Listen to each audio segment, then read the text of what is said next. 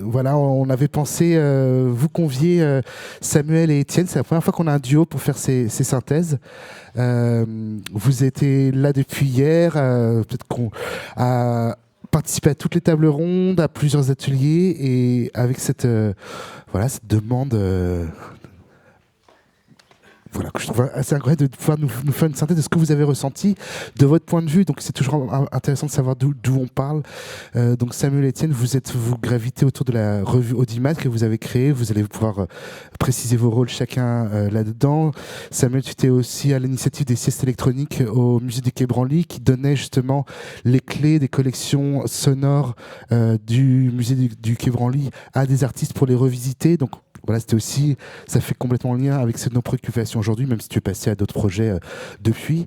Et voilà, je suis vraiment ravi que vous ayez tous les deux accepté cet exercice. Je vous laisse vous présenter et voilà, synthétiser. Merci. Étienne, est-ce que tu veux préciser un peu? Ouais, je voulais juste préciser. On m'entend? C'est bon? Ouais. Je voulais juste préciser, donc Samuel a fondé les siestes électroniques au début des années 2000, 2001, 2002. Et puis ensuite, en 2012, il a fondé avec Guillaume Huguet et moi-même la revue Audimat. Et ensuite, au sein de la revue Audimat, en 2019, a été lancé Musique Journal, qui est un site de recommandations musicales dont je m'occupe donc depuis cette date. Et puis depuis 2020-2021, la revue Audimat édite aussi des livres. Donc voilà, aujourd'hui, c'est les siestes électroniques, Audimat Édition et Musique Journal forment une sorte de petit groupe, je vais pas dire un empire parce que c'est vraiment une blague, mais en tout cas une sorte de structure voilà, qui est à la fois un festival, un média, une revue de réflexion et une maison d'édition. Et effectivement, comme le disait Damien, on a à la fin, c'était il y a une dizaine d'années à peu près, ça s'est arrêté en 2000 au Quai Branly. Il y avait un projet d'invitation d'artistes et de DJ à puiser dans le fond ethnomusicologique du musée du Quai Branly pour réaliser des mix et parfois des créations sonores à partir d'enregistrements ethnomusicologiques. Voilà. Et Musique Journal, pour préciser, c'est là où ça a un intérêt, disons, avec ce dont il a été question pendant ces 2 jours. C'est un site qui, entre autres, s'intéresse à des disques oubliés, rares, et qui en fait essaye d'une certaine manière de recréer fragment par fragment, pas par collection vraiment, mais fragment par fragment, des espèces de pans oubliés de la musique, ou en tout cas méconnus, notamment de la musique française. C'est pour ça que je trouve ça très intéressant de parler des bibliothèques musicales en France aujourd'hui. Je vais laisser, on n'a pas réussi à rédiger un texte commun parce qu'on est en scission lui et moi, mais en fait on va donc vous échanger. On va le faire à 2 voix. Voilà, on va le faire à 2 voix et je vais laisser Samuel commencer. Merci pour cette invitation. J'avoue que l'exercice de la synthèse n'est pas forcément évident. J'ai hésité entre 2 options, vous poser des questions ou faire une synthèse au sens strict du terme, plus formel du terme. J'ai finalement opté pour l'option formelle, mais je pense que s'il y a un jeu de questions-réponses qui se met en place, ça peut être tout aussi intéressant, peut-être de manière informelle, en dehors de cette salle, pour certains, si c'est désiré. Sur les 2 jours dédiés à la patrimonialisation de vos fonds et de vos collections musique, moi, il me semble qu'il y a 3 notions clés, en tout cas, qui m'ont apparu comme étant assez structurantes. C'est des notions que j'ai entendues dans les différentes expressions des uns et des autres revenir sous des vocabulaires différents, mais que je synthétiserais, moi, comme éditorialisation, médiation et éducation. L'éditorialisation, il me semble que la patrimonialisation inclut un certain nombre de choix. Et j'ai entendu beaucoup de questions, notamment sur la première journée. Que garder ? Pourquoi conserver? Que patrimonialiser? Que mettre en magasin? Quoi jeter? Et ça indique que vous êtes... ça indique 2 choses. Une chose qui m'est apparue assez étonnante, c'est que vous avez parlé de politique documentaire, de Poldoc, si j'ai bien compris la petite abréviation. Il semble à demi-mot, j'ai cru comprendre que certaines de vos collections avaient été construites sans être structurées par une politique documentaire à proprement parler. J'ai entendu à un moment quelqu'un qui disait lors d'une question, si je me souviens bien, la première journée, que la musique avait été un temps révolu envisagée comme un produit d'appel pour les bibliothèques. Donc peut-être que le CD notamment, ouais. Le CD. Ouais.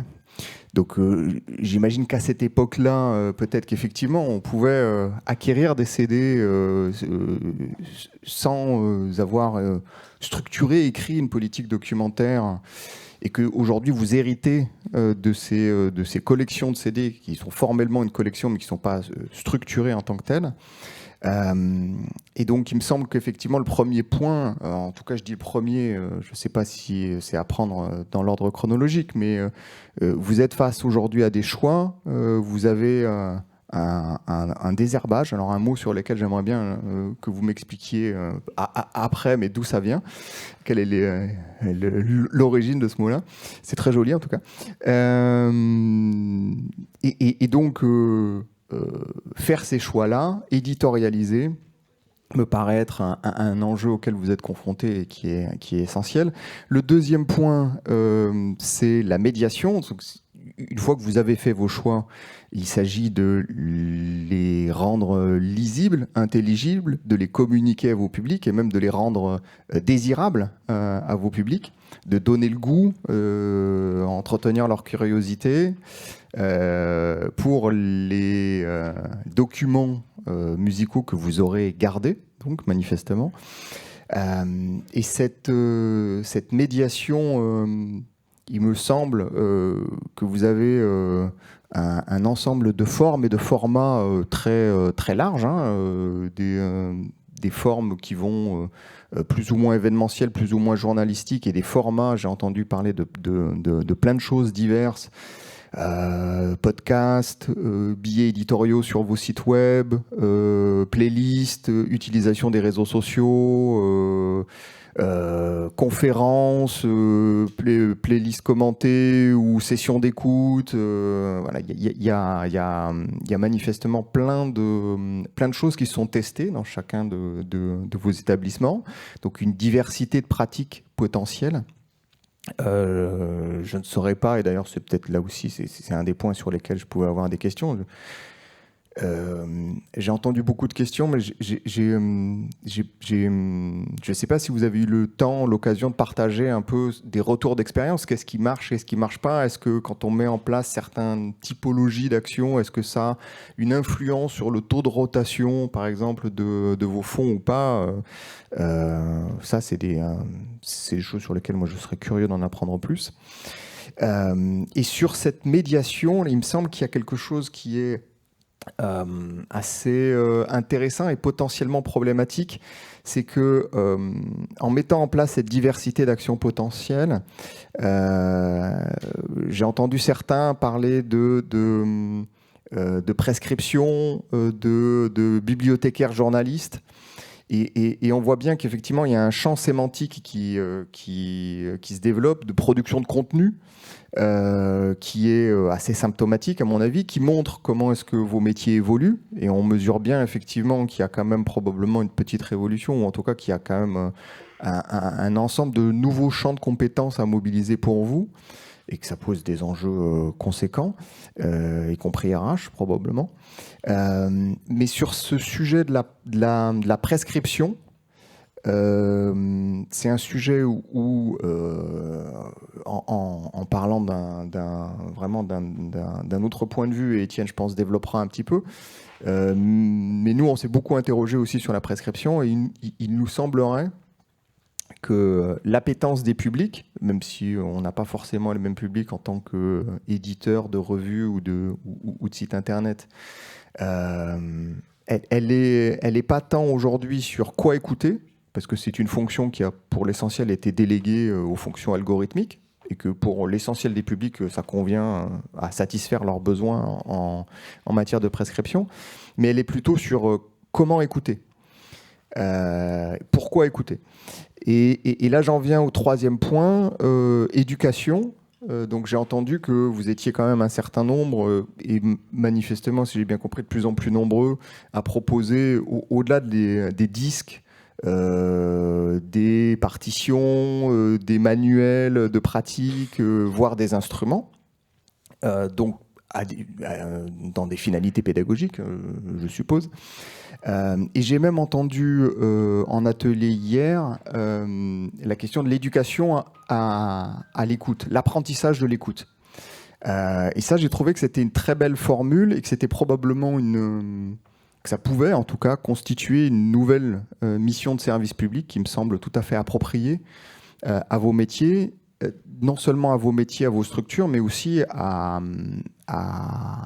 l'époque et à l'ère du temps et aux besoins en termes de prescription des auditeurs et des auditrices de vos publics, qui encore une fois, à mon humble avis, ne me semble pas être sur tiens, qu'est-ce que je vais écouter aujourd'hui, mais comment est-ce que et là aussi ça a été dit par plusieurs intervenants au cours des 2 jours, comment est-ce que la musique en fait traduit plus qu'une industrie musicale, plus qu'un produit culturel, mais participe de la vie de la cité, et comment est-ce qu'à travers la musique on peut penser la société, ou comment est-ce qu'à travers les mouvements sociétaux on peut les retrouver dans la musique. Ça marche dans les 2 sens. Et ça, c'est vrai que c'est un truc qui, chez Audimat, penser à travers la musique, par la musique, des sujets plus sociétaux, nous intéresse assez fondamentalement. Et je pense que là, pour le coup, il y a une appétence d'un certain nombre de nos publics qui peuvent probablement être vos publics. Voilà, je terminerai par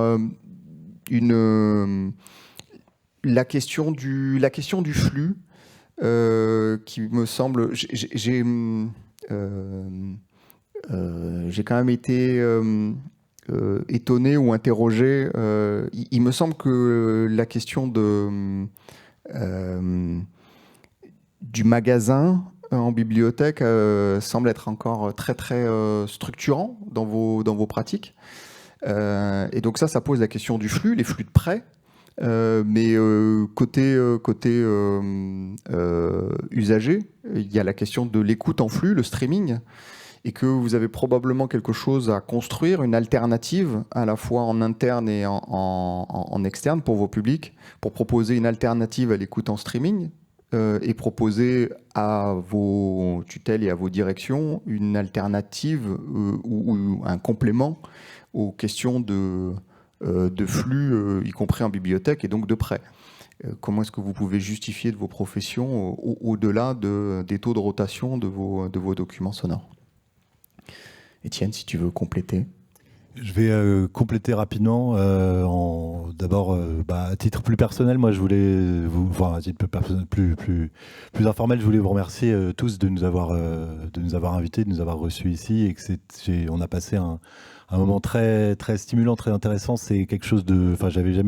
j'avais discuté avec des bibliothécaires musicaux comme ça à titre individuel, mais vous voir tous ensemble parler avec autant de passion, autant de dévouement, de sérieux, de précision de vos affaires, dans un contexte qui en plus est très dur sur des sujets qui sont assez cruciaux, comme celui de la patrimonialisation des collections.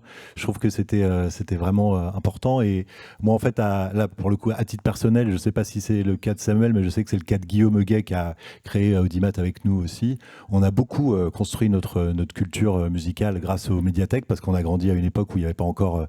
Guillaume un peu aussi, mais en tout cas moi, il n'y avait pas encore Internet, etc. Donc j'ai pu, comme je ne pouvais pas acheter tous les CD que je voulais, j'en empruntais beaucoup, et j'avais la chance d'être dans une médiathèque où il y avait, d'être dans une ville où il y avait une médiathèque très, très fournie, où j'ai vraiment pu, par moment, faire 90% de la musique que j'écoutais, c'était ce que j'empruntais là-bas. Et c'est d'autant plus, c'est à d'autant plus forte raison qu'aujourd'hui, je pense que ces lieux qui certes subissent des cycles pas très agréables de changements perpétuels, et surtout qui rendent l'écoute d'un CD forcément un petit peu caduque. Et on voit que quand vous nous dites que vous avez une fréquentation que vous avez beaucoup de gens de plus de 50 ans et pas forcément beaucoup de jeunes. On comprend que c'est difficile, mais ça n'empêche que je pense que ces lieux devraient continuer à être des lieux, je ne vais pas dire sacrés, mais en tout cas des lieux où la musique est vraiment mise en avant. De toute façon, des lieux de musique, même si les salles de concert continuent d'exister, les disquaires eux-mêmes ferment de plus en plus. La presse musicale est de moins en moins prescriptrice. Donc finalement, quand on réfléchit un petit peu, ça peut sembler un peu étonnant à dire, mais les bibliothèques musicales sont des lieux prioritaires, où la musique est une priorité et où vous avez en plus le privilège, les usagers ont le privilège et vous avez aussi le privilège de leur délivrer une connaissance, de leur donner des conseils. Et c'est des lieux où vous avez vous êtes encore là, en tout cas, les lieux ne vont pas fermer tout de suite. Et je pense qu'ils vont mettre beaucoup de temps à fermer, d'après ce que j'ai pu comprendre en discutant à droite à gauche. Mais en tout cas, c'est des endroits qui sont clairement, j'espère, mais c'est des endroits qui sont clairement des lieux qui favorisent l'interaction et l'échange autour de la musique. Donc je pense que je vous encourage à vous battre encore, parce que je pense qu'on peut faire d'assez belles choses dans ce cadre. Je voulais juste poser quelques questions qui me sont venues. Alors, m'en voulez pas, je serais peut-être un peu à côté de la plaque, parce que je pense pas forcément que... je sais qu'il y a des questions de budget, qu'il y a des questions de temps, qu'il y a aussi la nature même de votre mission qui pose certaines limites à mes questions. Mais moi, ce qui m'est d'abord venu en tête en vous écoutant, c'est effectivement ce rôle de bibliothécaire journaliste, ou en tout cas de bibliothécaire musical qui pourrait se faire, disons, se transformer en média de petite échelle, à la fois dans ces échanges informels avec les usagers, mais peut-être pourquoi pas aussi en développant un site centralisé où il pourrait y avoir une rubrique nouveauté, une rubrique réédition, des choses qu'on voit de moins en moins en fait à part dans certaines rubriques peut-être de certains journaux, mais qui sont des formats aujourd'hui où il y a un peu un boulevard pour pouvoir atteindre les gens. En fait, je me suis pas mal interrogé sur cette mutation. Est-ce que vous avez envie, est-ce que vous trouvez ça, ou au contraire, est-ce que vous trouvez ça hors sujet de vous transformer en, disons, relais, créateur de contenu, comme on dit aujourd'hui, malheureusement un peu trop sur YouTube. Mais est-ce que vous envisageriez comme des nouveaux journalistes, parfois des journalistes qui pourraient parler du passé? Ce serait aussi une forme assez intéressante, plutôt que d'être focus sur l'actualité, de pouvoir parler, comme vous disiez, il y a tous ces beaux objets, ces coffrets, des rééditions qui sont souvent très bien faites par toutes sortes de labels depuis maintenant 10-15 ans et qui sont extrêmement bien couvertes dans les médiathèques, d'après ce que j'ai pu en voir à Toulouse, à Paris, à Lyon. En tout cas, je pense il y a quelque chose à jouer de ce côté-là. En tout cas, je pense que les gens, même s'ils vous attendent pas, les gens, pas forcément les usagers des médiathèques, en tout cas, seraient assez enthousiasmés à l'idée de recevoir de la prescription, ou du moins du conseil et des recommandations de la part des gens que vous êtes, vous qui êtes en première ligne des sorties et, disons, de l'actualité discographique. Je pense que ce serait extrêmement bénéfique d'essayer, même si je sais que certains le font, et à la MMP par exemple il y a la musicale, la lettre imprimée qui chaque mois ou chaque trimestre, je ne sais plus, est publiée et informe les gens de ce qui se passe un petit peu dans l'actualité. Mais ce serait intéressant que tout ça puisse se coordonner encore plus, et que disons que les gens aient le réflexe d'aller dans leur médiathèque en se disant, je vais pouvoir emprunter des disques, mais je vais aussi pouvoir me tenir au courant de ce que j'ai envie d'écouter, peut-être aussi des concerts, des choses comme ça. L'autre chose qui me semblait intéressante, là je sais qu'il y a qui est peut-être encore plus utopique, mais qui me semblait quand même intéressante à formuler, ce serait que de rendre en fait désirables les lieux eux-mêmes, même si énormément de lieux sont déjà très désirables et sont des lieux où on se sent bien, etc. Je pense que pour attirer un nouveau public, je me disais que pour attirer un nouveau public, on pourrait par exemple envisager des cabines d'écoute, par exemple, des lieux où on aurait un matériel audiophile, où on pourrait écouter des CD, des vinyles dans un cadre privilégié, puisque aujourd'hui la qualité du son n'est pas forcément la chose la plus répandue parmi les gens qui écoutent de la musique en masse, et si les médiathèques pouvaient offrir un service d'écoute on va dire HD pour le dire rapidement, c'est pas comme si je connaissais forcément très très bien tous ces domaines, mais en tout cas avoir quelque chose un environnement où le lieu propose une expérience d'écoute qu'on trouve pas ailleurs. Moi, ça me semblait assez intéressant de pouvoir développer ça. Par ailleurs, pour revenir à cette histoire de médias, est-ce que les médiathèques pourraient, à l'échelle individuelle ou à l'échelle globale, créer une forme, un type informel de médias, s'associer à des médias? C'était une question c'est une question qui m'a beaucoup traversé. L'autre question qui m'a beaucoup traversé, c'est celle disons du rôle un peu alpha et oméga qu'a le prêt. Est-ce que le prêt doit continuer? Je sais que ça a été une question qui a été posée hier à la fin d'une table ronde. Est-ce que le prêt doit continuer à être la fondation de votre rôle, ou est-ce qu'il faut envisager, effectivement, comme je le disais un peu, aussi de vous placer dans un rôle où vous serez, disons, des communicants, enfin des communicants, c'est pas du tout le bon mot, mais en tout cas des relais qui pourraient permettre aux usagers de se faire d'avancer avec un peu plus sur des voies un peu plus éclairées dans l'espèce de jungle qui est devenue la musique aujourd'hui. La dernière chose que je voulais dire, c'est au sujet des collections, la valorisation des collections dont on a parlé pendant 2 jours.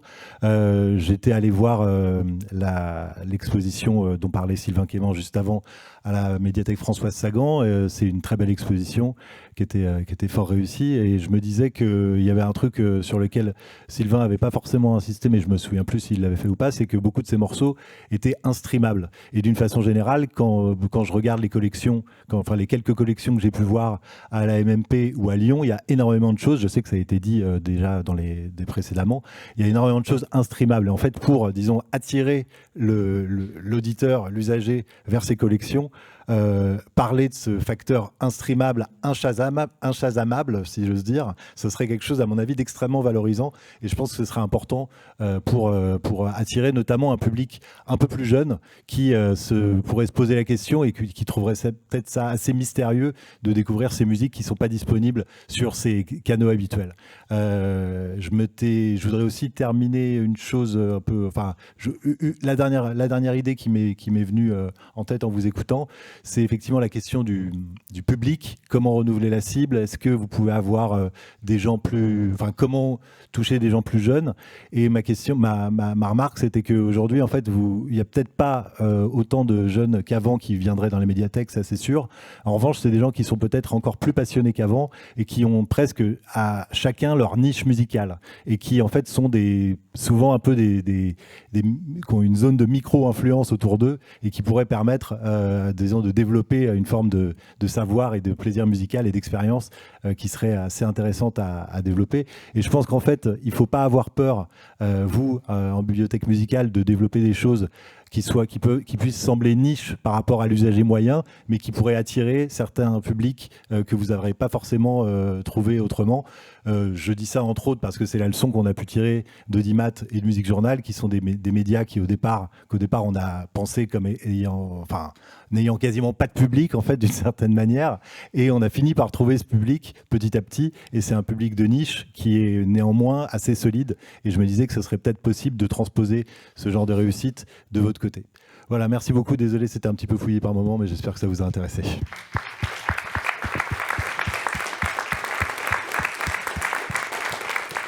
Merci beaucoup. Je ne sais pas s'il y a des réactions. Je vais vite fait prendre la parole parce qu'il faut que j'aille prendre... Si, oui. Ah, pardon. Excuse-moi, Pierre. Non.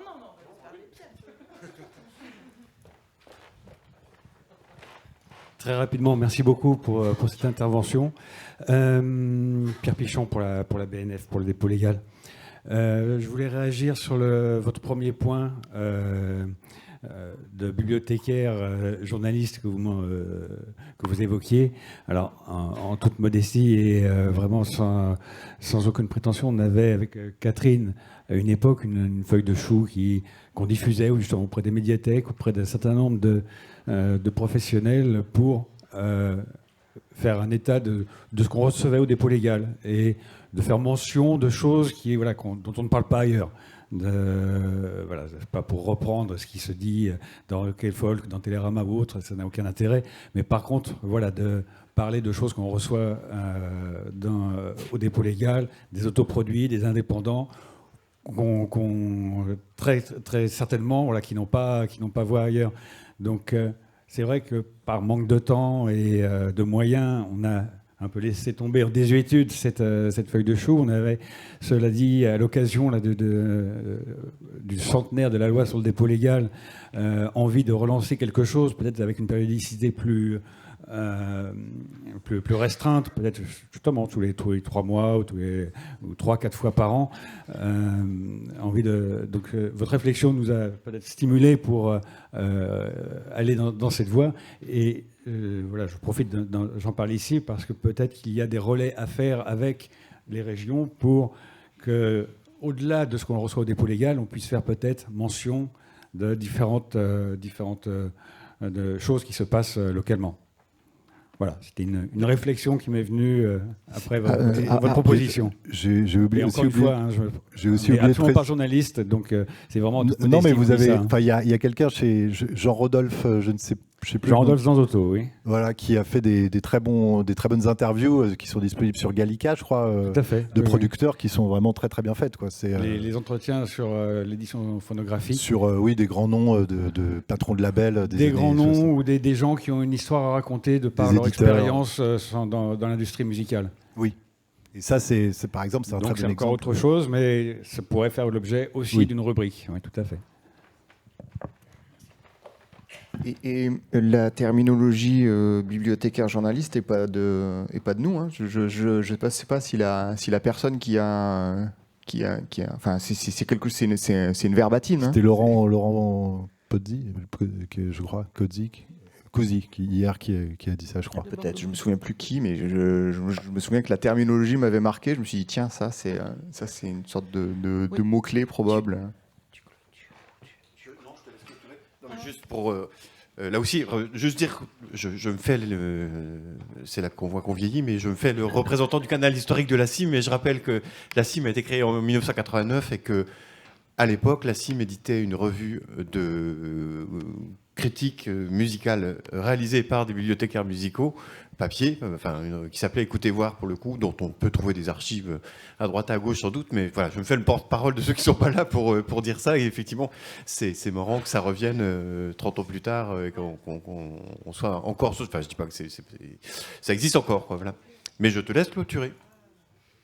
C'était la grande époque. Bon, après, je pense que tous les bibliothécaires, j'exagère, mais toutes sortes de bibliothécaires qui travaillent dans une grande bibliothèque, un grand réseau, ou dans des bibliothèques plus modestes, a à cœur, sur la musique et sur d'autres thématiques, d'apporter une plus-value éditoriale et faire de la médiation autour de ces fonds. Donc, je pense qu'on peut trouver des articles de fond, des coups de cœur, des nouveautés, etc., sur tous les portails de toutes les bibliothèques de France. C'est quand même, ça fait partie de notre travail au quotidien, plus ou moins, de façon plus ou moins scientifique et plus ou moins poussée, mais ça fait quand même partie, oui, de toute façon, de nos habitudes de travail, on va dire. Voilà. Mais disons que comme c'est disséminé, que c'est oui, ça qui rend la force de la vocale du média est un peu dispersée, quoi. C'est vrai. Est-ce que quelqu'un d'autre veut intervenir ? Merci beaucoup pour ces retours, Samuel et Étienne. C'était très intéressant. Merci.